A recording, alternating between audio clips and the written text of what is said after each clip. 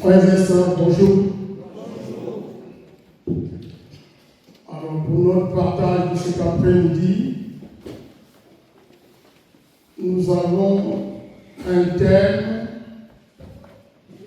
qui peut nous aider puisque nous démarrons une nouvelle année.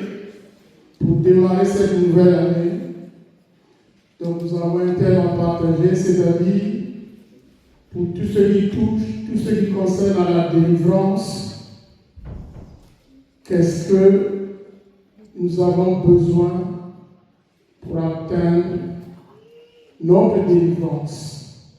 Et là, comme vous voyez vous-même, nous voyons que la délivrance exige que l'on soit révolté, qu'on ait un sentiment de révolte.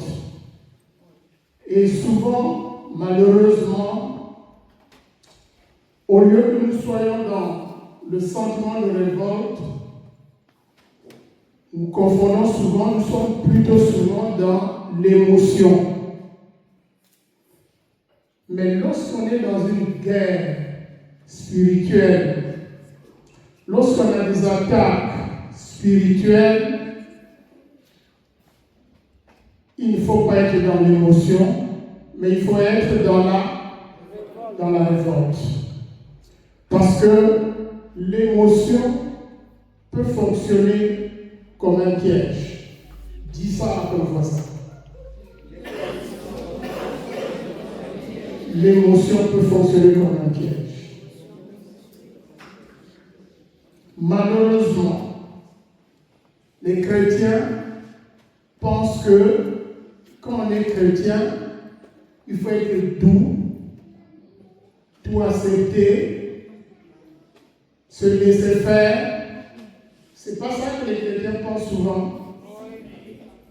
Mais la délivrance a besoin de sentiments de révolte.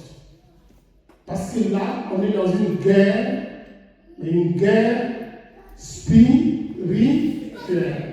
La guerre spirituelle est une guerre. Vous avez déjà vu un soldat être dans l'émotion quand il est sur le champ de bataille? Voilà. Parce que le soldat sait qu'il ne reverra peut-être pas sa famille, ses parents, sa femme, ses enfants. Il peut revenir, mais il sait également qu'il ne peut pas revenir. Mais la guerre spirituelle, c'est aussi une guerre. Mais la guerre spirituelle, elle est menée par l'ennemi de notre âme. Et c'est une guerre qui commence toujours de manière silencieuse. C'est-à-dire, quand l'ennemi nous fait la guerre, il la fait toujours de manière silencieuse, sans que nous soyons au courant.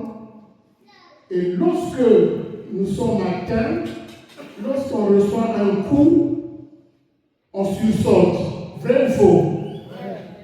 Mais la guerre spirituelle est d'abord une guerre silencieuse. Parce que c'est l'ennemi toujours qui commence. Et tant que nous sommes sur la terre, que tu sois innocent ou pas, l'ennemi a juré ta perte.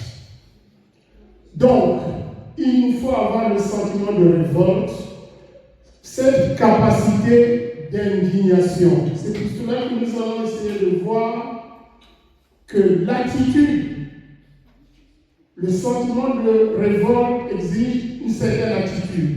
Allons dans Exode chapitre 12.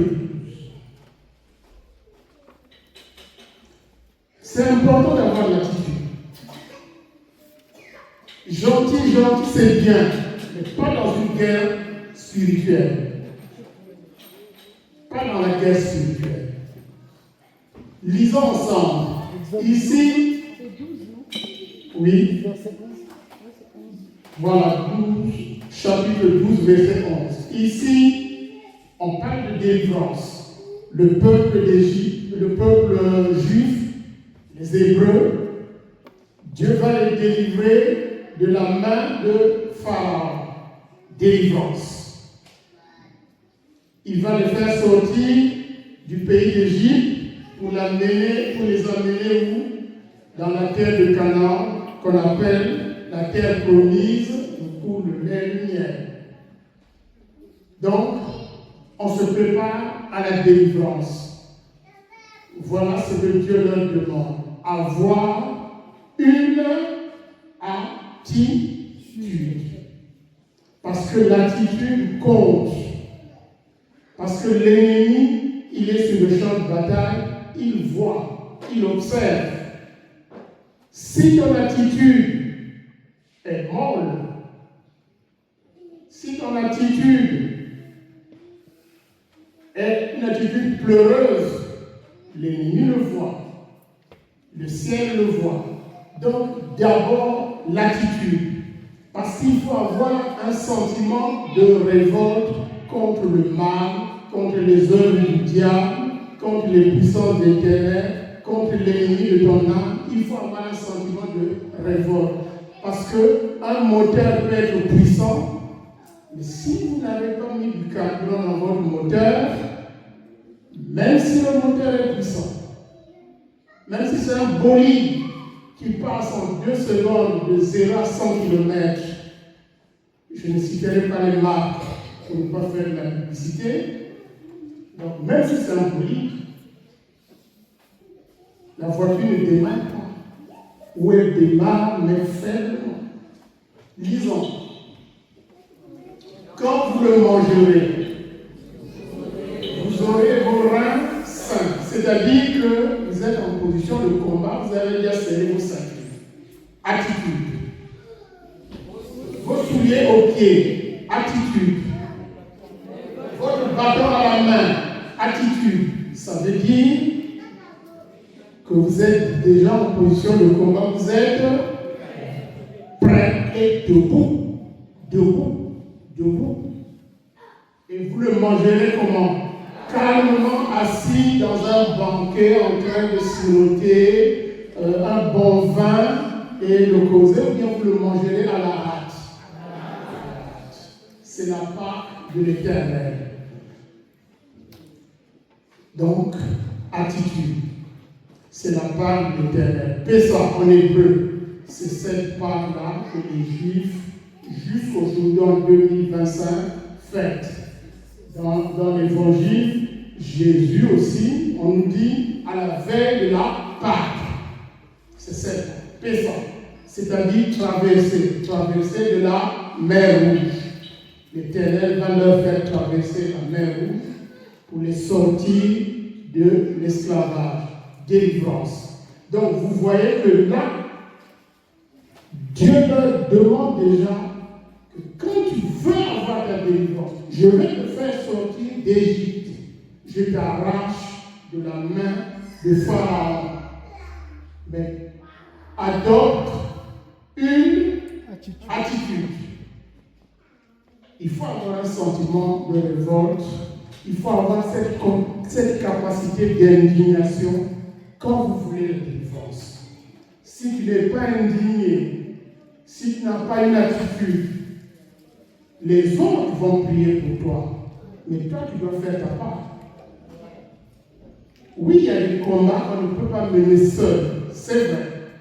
Mais quand tu peux faire ta part, quand tu as un peu d'énergie, un peu de force, fais ta part. L'attitude. Donc, Dieu veut montrer par là que avant que je te délivre, adopte une attitude. Ne sois pas seulement un pleureur ou un béni oui qui accepte parce que tu es soi-disant chrétien. C'est faux. Ici, on est dans une guerre spirituelle. Il y a la paix, il y a la guerre. Mais là, c'est la guerre spirituelle. Si quelqu'un m'injurie, moi, ça m'est déjà arrivé, comme chacun de nous ici. Est-ce qu'on est dans une guerre spirituelle?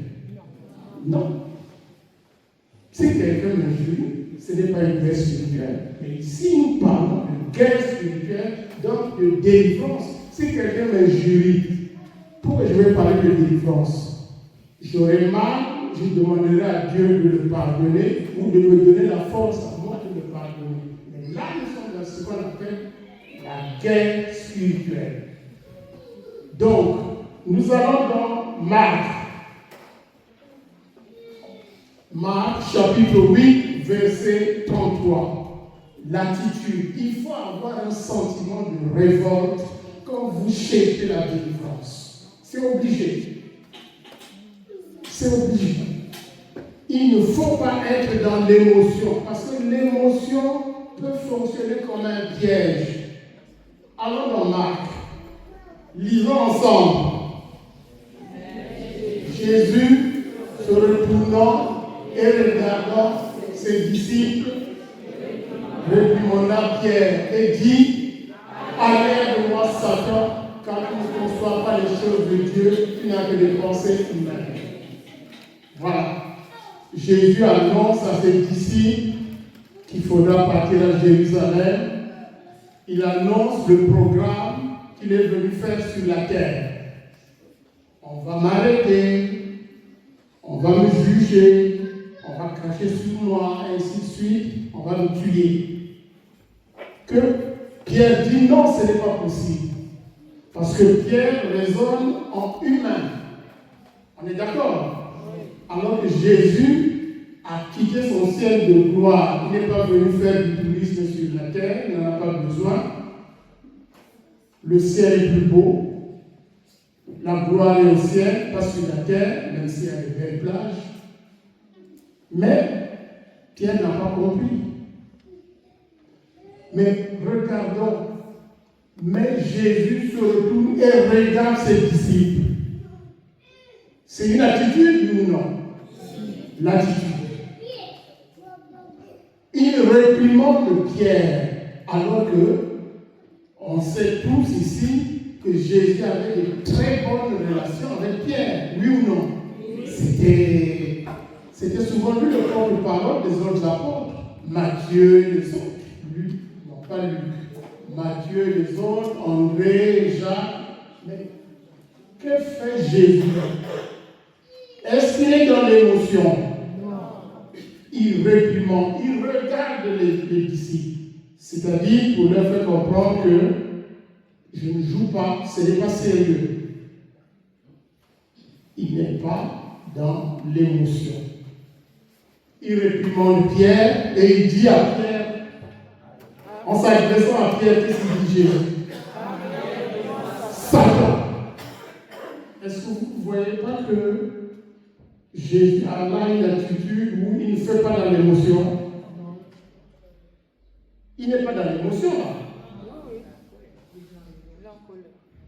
Il dit à Pierre, arrière de moi, Satan.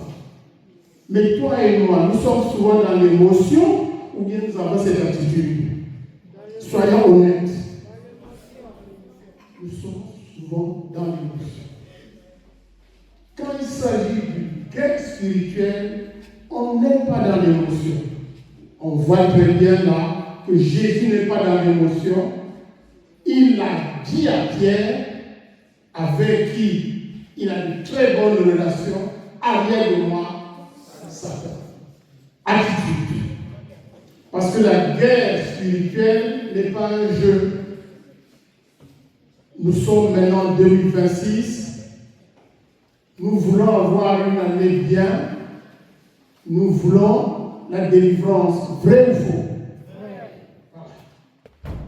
Mais l'ennemi ne dort pas. Même quand tu fais le nouvel an, lui il dort pas. C'est un esprit. Et il a juré notre Père. Et les attaques sont toujours là. Les attaques spirituelles. Et quand il commence une attaque, c'est toujours de manière silencieuse. Après, nous, on s'en sort. Donc, l'attitude. Il faut adopter une attitude, avoir ce qu'on appelle une capacité d'indignation. C'est important. L'indignation. Et ça va parler. On va voir la parole. Alors, allons dans Nombre, chapitre 16, du verset 28 au verset 35. Là, nous avons Moïse. Le peuple a traversé la mer Rouge. Il avance vers la terre promise. Moïse guide le peuple. Et qu'est-ce que l'on voit? Il y a des gens qui sont contre Moïse. Il y aura toujours des gens contre vous, oui ou non? Oui. Mais Moïse, lui, il fait obéir au Seigneur. On lui a donné un programme. Et il y a un groupe de gens qui dit, mais est-ce que le Seigneur ne parle pas à lui? Est-ce que... Et nous allons voir là que là également, Moïse ne fait pas dans l'émotion. Il ne fait pas dans l'émotion. On sent un sentiment d'ici de quoi? De révolte. Lisons. Moïse dit à ceux-ci que l'Éternel m'a envoyé pour faire toutes ces choses et que je n'agis pas de moi-même. Si ces gens meurent, comme tous les hommes meurent, s'ils subissent le sort commun à tous les hommes, ce n'est pas l'Éternel qui m'a envoyé. Arrêtons-nous là. Est-ce que c'est une parole faible ou une parole très très forte? C'est un défi, oui ou non? Puisque ceux qui l'attaquent, parmi le peuple hébreu qui a traversé la mer Rouge, qui est en route, qui est dans le désert, en route vers la terre promise, il y en a qui veulent faire la guerre à Moïse. Et Moïse dit, bon, il a réuni tout le peuple d'Israël dans le désert. Il a dit, on a invité ces gens-là. C'est un long chapitre, on ne peut pas le lire en entier, mais on commence là. Et il dit au peuple, si ces gens-là, parce qu'on les a mis à part, on les a fait venir, ces gens-là, leurs femmes et leurs enfants, on les a fait venir. Et Moïse s'adresse au peuple. Si ces gens-là meurent comme tous les hommes meurent, c'est-à-dire tranquillement, s'ils subissent le sort commun à tous les hommes, donc ce n'est pas Dieu qui m'a envoyé moi Moïse. C'est un défi. C'est une incantation. Mais l'ennemi, il n'a pas des ouvriers, il n'a pas des ouvrières qui font des incantations contre toi en silence. Mais, continuons la lecture. Mais si l'Éternel fait une chose, inouïe, ça veut dire quoi? Forte, inimaginable. Mais si l'Éternel fait une chose inouïe, si la terre ouvre sa bouche pour les engloutir avec tout ce qui leur appartient, et qu'ils descendent vivants dans le séjour des morts, vous saurez alors que ces gens ont méprisé l'Éternel. Continuons. Comme il achevait de prononcer toutes ces paroles, la terre qui était sous eux se fendit. La terre ouvrit sa bouche et les engloutit, eux et leur maison, avec tous les gens de Corée et tous leurs biens. Ils descendirent vivants dans le séjour des morts, eux et tous ceux qui leur appartenaient. La terre les recouvrit et ils disparurent au milieu de la savane. Ça s'est passé dans le désert. La terre sur laquelle nous marchons, la terre sur laquelle je pose mon pied, cette terre a ouvert sa bouche, a englouti ces gens-là, leurs biens, leurs femmes, enfants, ils sont descendus vivants. Et après la terre s'est reconstituée, on n'a plus rien vu, ils sont descendus vivants dans le séjour des morts. Vous n'avez jamais ce passage, puisque nous le connaissons tous ici, non? On ne le connaissait pas. Ça s'est passé pendant la traversée du désert, au moment où le peuple avançait vers la terre promise. La terre a ouvert sa bouche et les a avalés vivants. Voilà pourquoi Moïse avait dit, si ces gens-là, ils meurent comme meurent tous les hommes, donc ce n'est pas Dieu qui m'a envoyé. Mais si la terre ouvre sa bouche pour les engloutir vivants, eux et leurs biens, alors vous saurez que c'est Dieu qui m'a envoyé. Ça veut dire quoi? Ça veut dire que c'est parole contre parole. Il y en a qui, en silence dans le secret, font des incantations contre toi. Toi, tu ne le sais pas. Vrai ou faux? Mais toi, tu n'as pas une bouche pour parler, pour imiter Moïse. Voilà un exemple. Pour imiter Moïse, la terre a ouvert sa... Ils sont descendus vivants et la terre ensuite, c'est là. Continuons. Tout Israël, disons, qui était autour d'eux, s'enfuit à leur cri, car ils disaient, fuyons, de peur que la terre ne nous engloutisse. Un feu sortit auprès de l'Éternel et consuma les 250 hommes qui offraient le parfum. Le mot parfum dans la Bible veut dire l'encens. Mais ils offraient l'encens à qui? Non pas à l'Éternel, au faux Dieu. Donc c'est ça qui avait créé le conflit. Dieu vous délivre de l'Égypte, de la main du Pharaon, vous n'êtes pas fidèle, vous retournez chez les faux dieux. Or, beaucoup de gens oublient, nous, y compris nous les chrétiens, que notre Dieu, l'Éternel, est un Dieu jaloux. Pourquoi beaucoup de chrétiens oublient ça? Dieu est très jaloux. Vous ne savez pas ça? L'Éternel est un Dieu jaloux. Il n'aime pas que ceux qui sont à lui regardent ailleurs. Comme les femmes n'aiment pas que leur mari regarde ailleurs.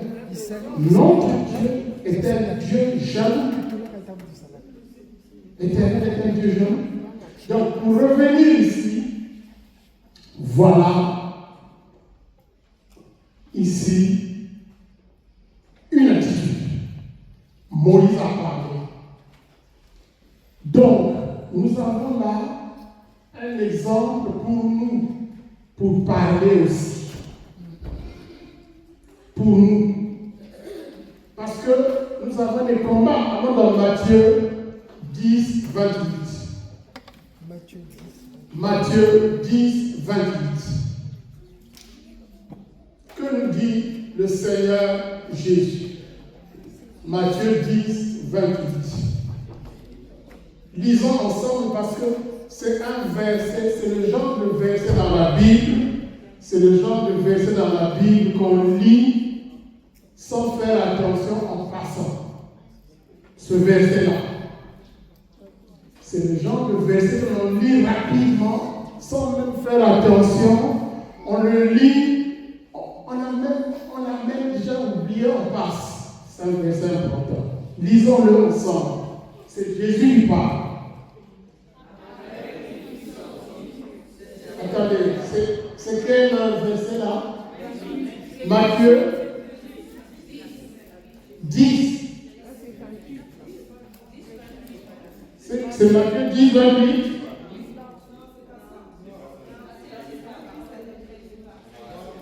Voilà. Lisons-le ensemble. Jésus s'adresse à toi et à moi. À nous tous. Lisons. Ne craignez pas et qui ne peuvent vous tuer là. Arrêtons-nous là. Quand on tue le corps, c'est la mort, oui ou non? C'est la mort. C'est la mort. Mais le voleur qui rentre dans une banque, il prend son revolver, il tire, il tue. C'est la mort du corps. Qu'est-ce qui arrive chez l'employé de banque? Il meurt, oui ou non? C'est la mort.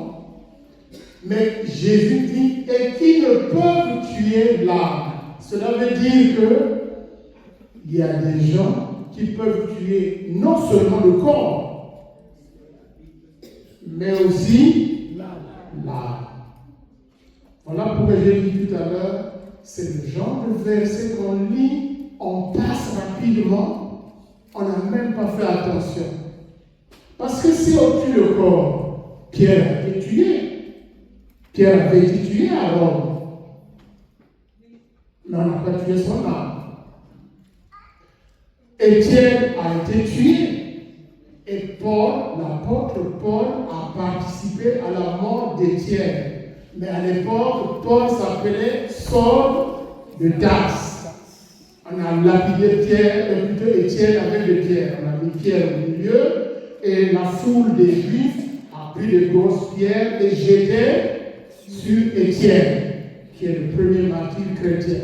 Et Paul gardait les habits de ceux qui jetaient les pierres sur Étienne, avant que Paul ne rencontre le Seigneur. Bon, là, on nous dit, ne craignez pas ceux qui tuent le corps et qui ne peuvent tuer l'âme. Mais le Seigneur Jésus ne s'arrête pas là. Il nous dit là quelque chose de grave, de très, très important. Craignez, disons ensemble. Celui qui peut faire périr l'âme et le corps dans la GR. Vous ne trouvez pas que c'est grave? Est-ce que vous avez compris ce qu'on est dit? Ne crains pas celui qui tue.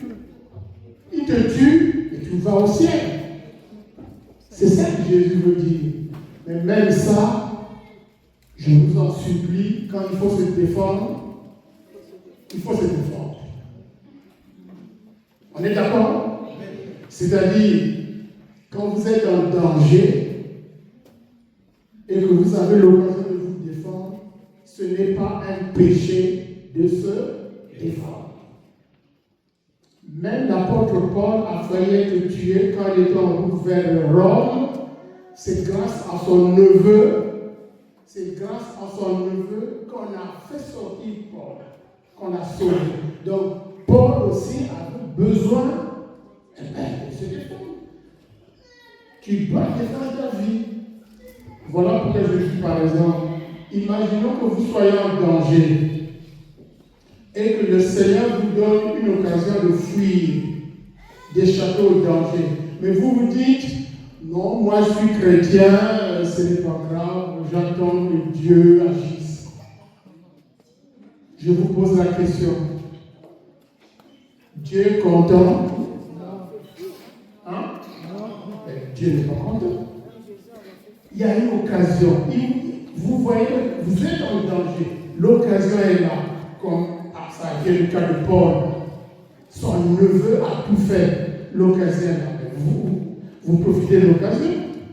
Parce que si vous pouvez échapper au danger, mais vous dites non, moi je suis chrétien, je suis dans le groupe Saint-Archange, moi je ne bouge pas. On appelle ça, tu ne tenteras pas le Seigneur, ton Dieu. Tu ne tentes, faut pas tenter le Seigneur. Tu dois sauver ta vie. Mais revenons à cette parole. Qu'est-ce qu'on entend? La GM, c'est quoi? Le feu de l'enfer. Donc, ça veut dire que il y a des ennemis qui peuvent non seulement tuer le corps, mais en même temps tuer ton âme, c'est-à-dire envoyer ton âme dans le feu éternel. Est-ce que vous avez une idée des gens qui peuvent faire ça? Je vous donne un exemple. Quand Jésus dit ça, quand quelqu'un se suicide, est-ce qu'il meurt dans le Seigneur? Donc, où est-ce que son âme va passer l'éternité? En enfer. On est d'accord? Or, s'il y a des méchants,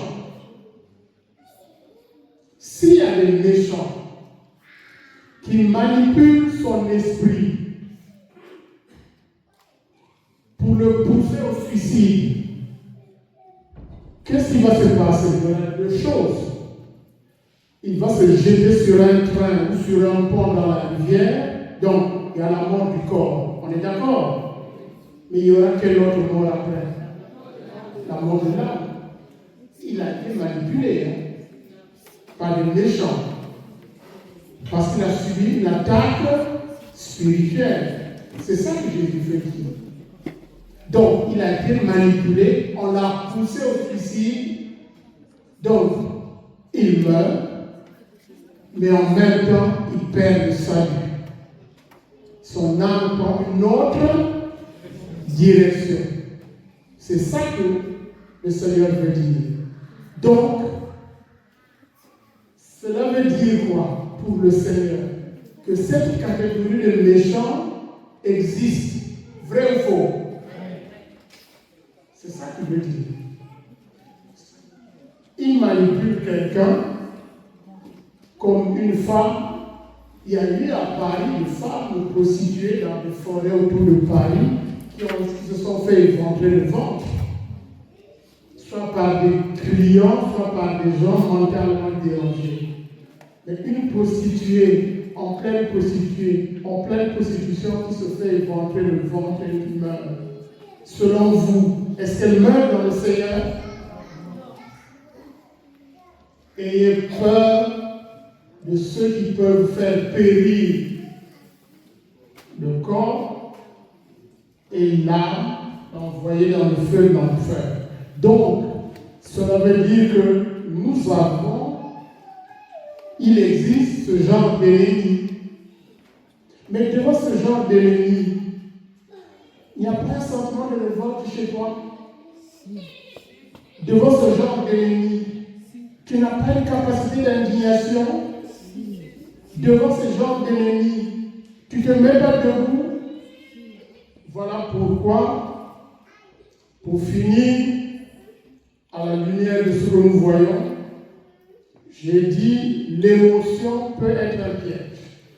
Voilà pourquoi je veux vous demander quelque chose. En Afrique, souvent, quand il y a un danger urgent, on voit le chef de famille, ou la mère de famille, ou le frère ou la soeur, pour sauver quelqu'un, il se lève tard dans la nuit et il part.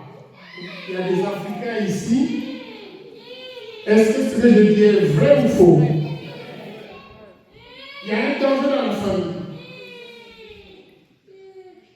Il y a un danger dans la famille. Le père de famille, soit pour lui-même, soit pour un enfant, soit pour un membre de la famille, la nuit, il se lève et se met à parler. Ça existe en Afrique. Parce qu'au commencement était là la parole. Mais pour faire cela, il faut avoir un sentiment de révolte envers le mal. Pour faire cela, il faut avoir une capacité d'indignation. Voilà pourquoi, pour finir, on va prendre Deutéronome 32. Chapitre 32, verset 1. C'est ce que tu vas faire, c'est ce que je vais faire, c'est ce que vous allez faire, c'est ce que nous allons faire, c'est ce qu'ils vont faire, c'est ce qu'elles vont faire. C'est le verbe. Deutéronome. Quelqu'un se lève et il va parler. Lisons ensemble. Cieux, prêtez l'oreille et je parlerai. Terre, écoute les paroles de ma bouche. Ça, c'est quelqu'un qui a un sentiment de révolte. C'est comme ça qu'il réagit.